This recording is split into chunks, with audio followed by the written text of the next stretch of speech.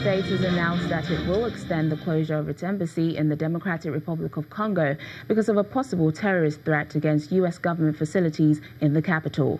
The United States first warned of the threat on Saturday and closed the embassy on Monday. In a second statement, it said the embassy would remain closed for another day. It also advised citizens in the capital to keep a low profile.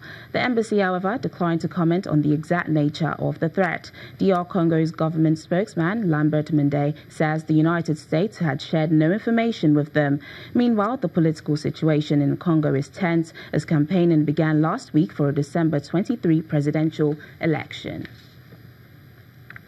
Lawmakers in Lesotho are reportedly demanding a 100% pay increase despite being one of the society's best paid people. The Lesotho Times newspaper reports that Prime Minister Thomas Tabane has instructed Finance Minister Moeksi Majoro to explore a revised salary structure for MPs.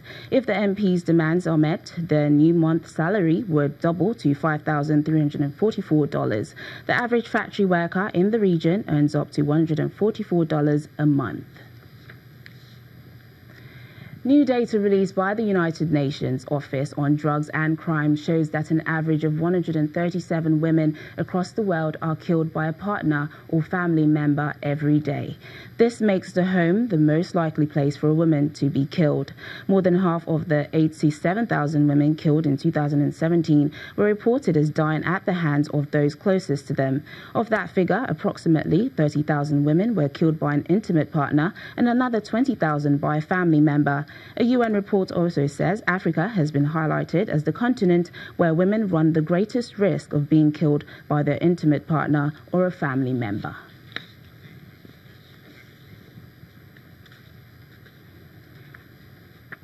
Well, joining us now is a human rights lawyer, Collins Okeke, to discuss more on this. Hello, Collins. Thank you for joining us on Network Africa.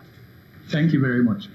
So what do you make of the United Nations report on African women being the most at risk of being killed by their partners or family members? I believe it is a fair reflection of the threat women face, especially in Africa.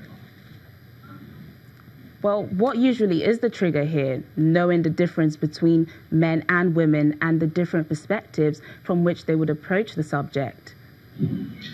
Well, I think it's a combination of social, cultural, and economic triggers. I think women in Africa are becoming empowered, and unfortunately, most African societies are patriarchal, and they're having difficulties dealing with this new empowerment. So, I think that probably explains this surge in violence against women. But I think that education will play a very important role in terms of reorientating most societies in Africa.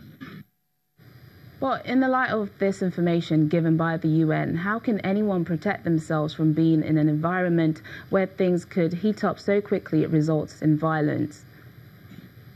Well, I think that the way to go would be to leave once we notice this tendencies of violence. I also think that early reporting will also assist.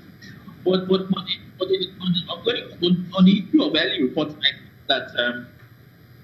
I believe that our law enforcement also needs to go through some form of training and education on how to deal with this kind of violence. Because part of the reason why we do not have good reporting, because a lot of our law enforcement agents not handle complaints of this nature with the kind of seriousness that it deserves.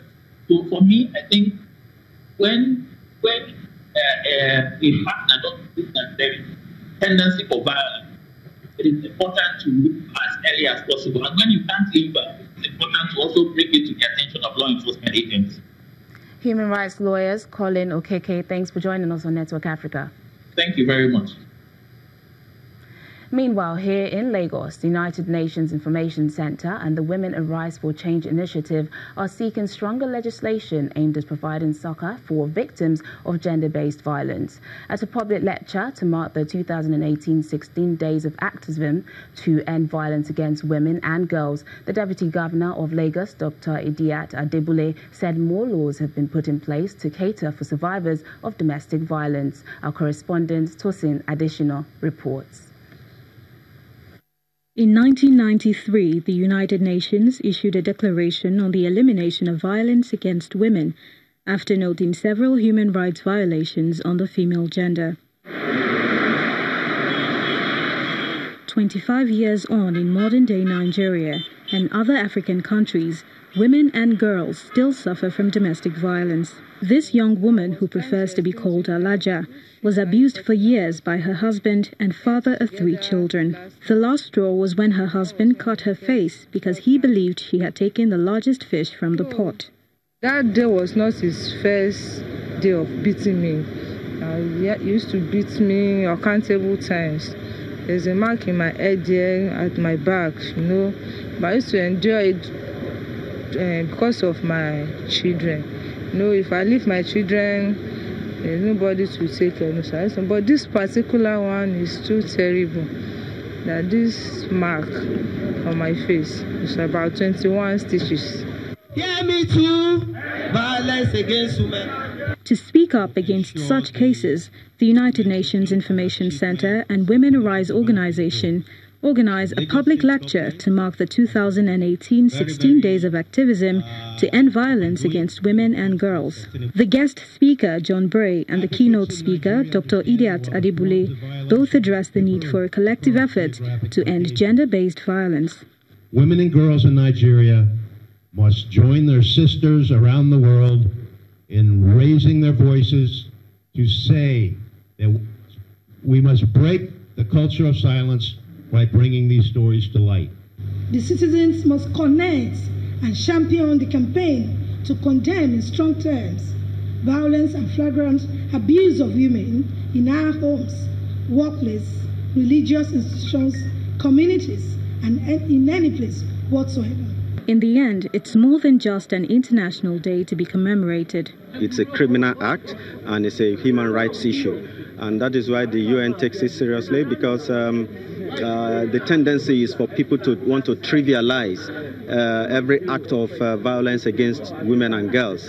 All those excuses, children, culture, what will people say, family, let them know that the person that is suffering the abuse is the one that is feeling where the shoe pinches. So when we see those grave dangers, it's better for those women to opt out. Several women have lost their lives to domestic violence, but several others have also been saved. Voicing out their plight seems to be the major option now. Tosin Adeshina, Channels Television News. That's it on the program today. Thanks for watching. I'm Teniola Shubawale.